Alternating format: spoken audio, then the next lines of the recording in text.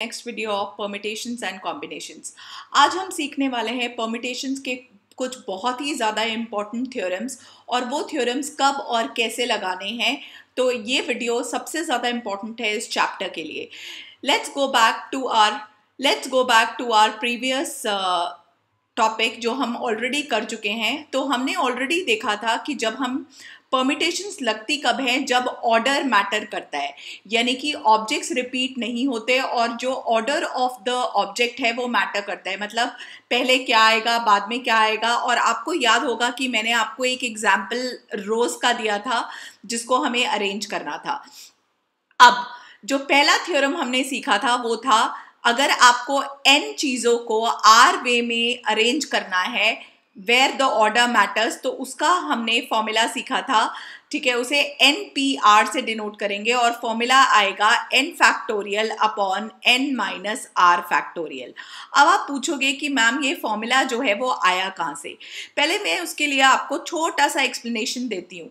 हमने क्या सीखा था, फैक्टोरियल का इंटरप्रिटेशन, जो कि क्या था, पहले n आता है, फिर उसके बाद n-1 आता है, फिर उसके बाद n-2 आता है एंड सो ऑन टिल ये तब तक मल्टीप्लाई होता है जब तक लास्ट में 3, 2 एंड 1 ना आ जाए। ठीक है, ये तो था फैक्टोरियल जो हम फैक्टोरियल से डिनोट करते हैं, यानी कि n फैक्टोरियल कैसे निकालते हैं।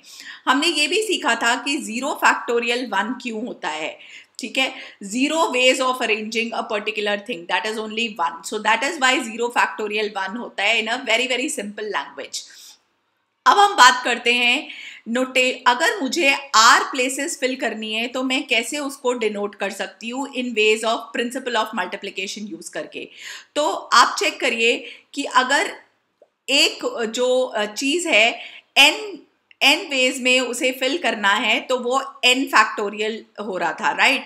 उसके बाद अगर सेकंड प्लेस था वो उसमें कौन सा डैश आ रहा है, n-1, यानी कि सेकंड के लिए एक कम, फिर थर्ड के लिए n-2 एंड सो ऑन करके। अगर मुझे rth प्लेस फिल करना है तो वो क्या आ जाएगा, n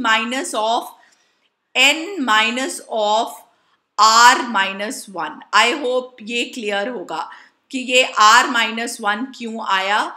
ठीक है, in the rth place where I have to fill, तो ये क्लैरिटी होनी चाहिए। सिमिलरली अगर मैं इसे ओपन करूं तो आप इसे n-r+1 लिख सकते हो, राइट चिल्ड्रन। सो इसका मतलब अगर मुझे r प्लेसेस फिल करनी है किसी भी चीज की n वेज में तो कैसे आप डिनोट करोगे, n into n-1 into n-2 dot dot dot till n-r+1। ये तो था आप लोगों का थ्योरम 1। अब हमें आगे चलना है, अब हम सीखेंगे theorem number 2। So theorem number 2 कैसे करना है, let's see that. Theorem number 2 कैसे स्टेट करता है कि how will you derive the formula of NPR, मतलब ये फॉर्मूला कहाँ से और क्यों आया।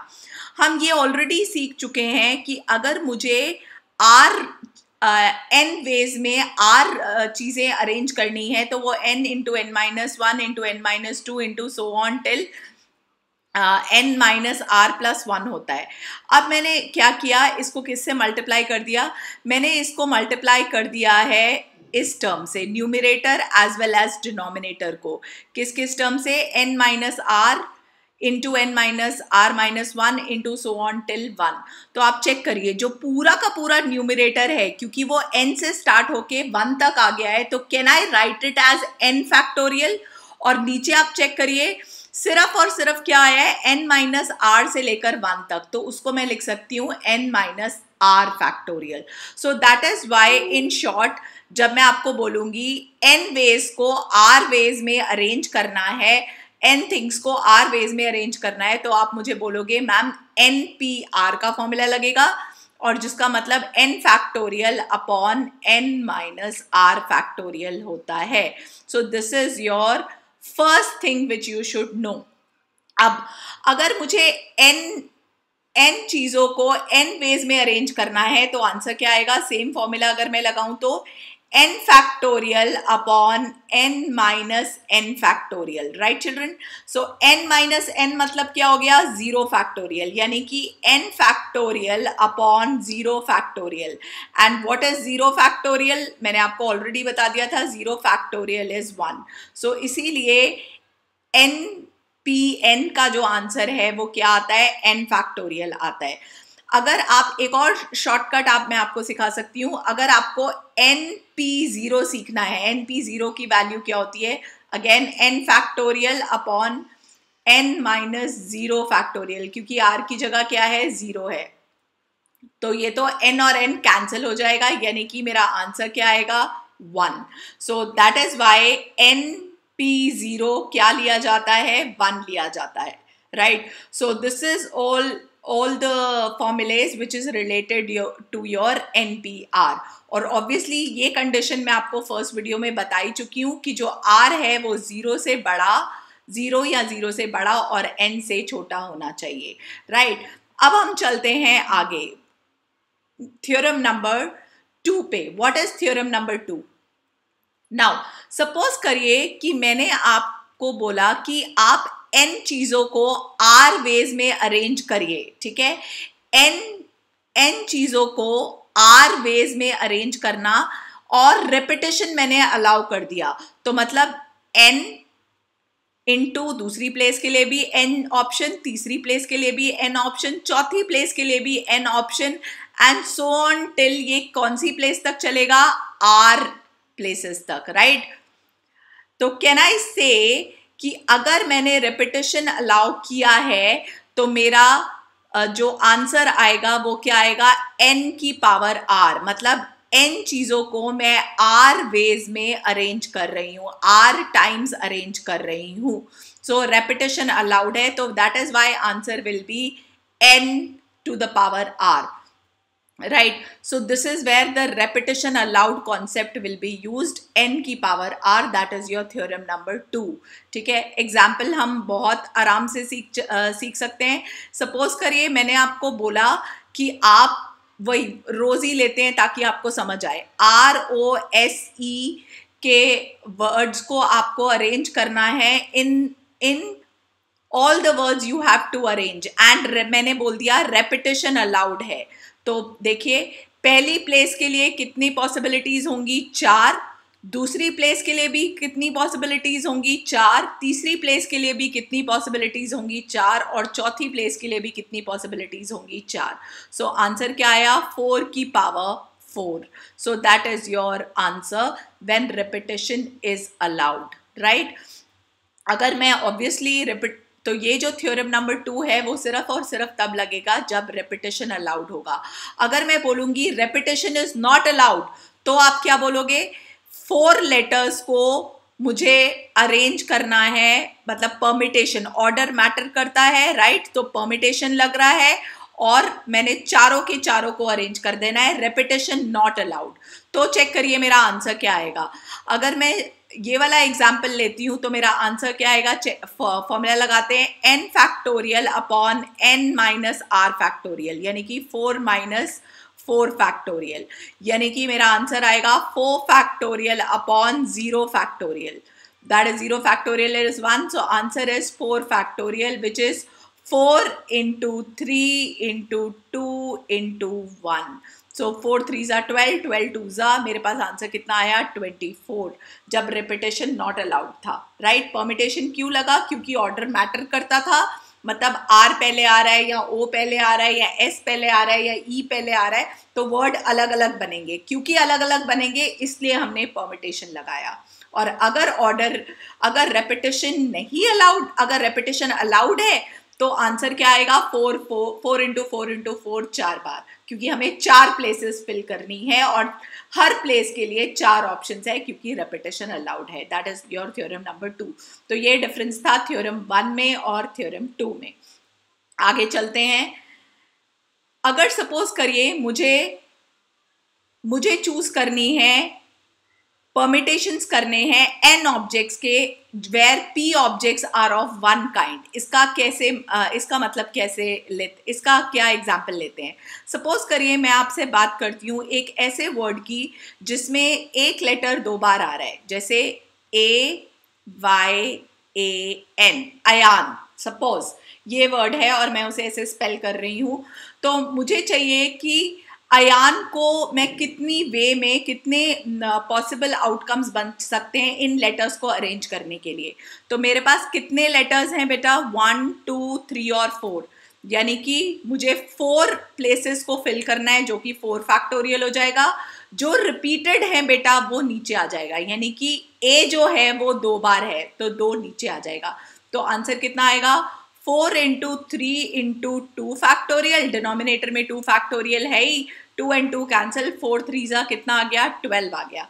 अब सपोज करिए कोई अयान को ऐसे भी स्पेल करता है AYAAN, तो हमें कितनी प्लेसेस फिल करनी है, 1 2 3 4 5, यानी कि 5 फैक्टोरियल। और रेपिटेशन कितने हो रहे हैं, ए कितनी बार आ रहा है, 3 बार, सो 3 फैक्टोरियल, यानी कि 5 into 4 into 3 factorial divided by 3 factorial. So 5 4 कितना आ गया, 20, यानी कि मेरे पास 20 पॉसिबल आउटकम्स हो सकते हैं इन लेटर्स को अरेंज करने का। Again I hope I am clear. तो ये था your theorem number 3। The number of permutations of n objects where p objects are of same kind and rest all are different, that is n factorial upon p factorial। अब theorem number 4 जो है वो 3 का ही extension है। मतलब suppose करिए जैसे इसमें तो सिंगल लेटर रिपीट कर रहा है, एक वर्ड लेते हैं नितिन, NITIN। अब चेक करिए इसमें I भी रिपीट कर रहा है और N भी रिपीट कर रहा है। पहले चेक करते हैं प्लेसेस कितनी फिल करनी है, 1 2 3 4 5, यानी कि 5 फैक्टोरियल अपॉन n कितनी बार आ रहा है, 2 बार, और I भी कितनी बार आ रहा है, वो भी 2 बार। तो this is my theorem number 4। पहले आंसर निकाल लेते हैं, 5 इंटू 4 इंटू 3 इंटू 2 फैक्टोरियल, तो एक 2 फैक्टोरियल तो कैंसिल ही हो गया और दूसरे 2 फैक्टोरियल को ओपन कर लेते हैं 2 इंटू 1 करके, तो 2 2s, so 5 2s 10, 10 into 3 is 30। तो सपोज करिए अब इसमें थ्योरम नंबर कौन सा लगा, 4। कैसे, the number of permutation of n objects, मतलब मुझे कितने ऑब्जेक्ट्स को अरेंज करना है, n ऑब्जेक्ट्स को, यानी कि 5 मेरे पास लेटर थे, where p1 object is of one kind and p2 is of another kind. मतलब n कितनी बार आ रहा है, 2 बार आ रहा है, और I भी कितनी बार रिपीट हो रहा है, वो भी 2 बार रिपीट हो रहा है। तो दैट इज वाई 2 फैक्टोरियल, मतलब जो रिपीट हो रहे हैं और कितनी बार रिपीट हो रहे हैं वो नीचे मल्टीप्लाई हो जाएंगे, क्योंकि उसकी वजह से जो वर्ड्स हैं वो कम हो जाएंगे। रेपिटेशन मीन्स दोनों I एक जैसी हैं, दोनों N एक जैसे हैं, तो यानी कि वर्ड्स जो हैं वो कम होते जाएंगे, एक जैसे ज्यादा आते जाएंगे। सपोज करिए ये बात करते हैं इलाहाबाद की, सपोज इसका एग्जाम्पल लेते हैं।